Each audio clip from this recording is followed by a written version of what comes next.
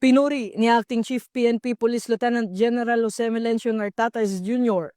ang kapulisan at mga katuwang na ahensya sa matagumpay at ligtas na pagdaraos ng Traslasyon 2026 na tumagal ng mahigit 30 oras.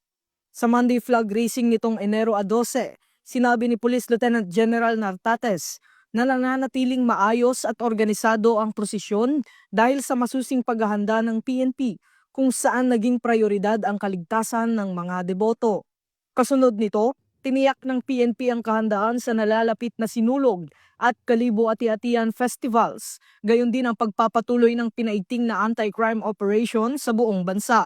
Samantala, mariin ding iginiit ni Acting Chief PNP ang zero tolerance sa misconduct ng pulis kasunod ng insidente sa Negros Oriental at inatasan ng mga commander na mahigpit na ipatupad ang disiplina sa hanay ng kapulisan.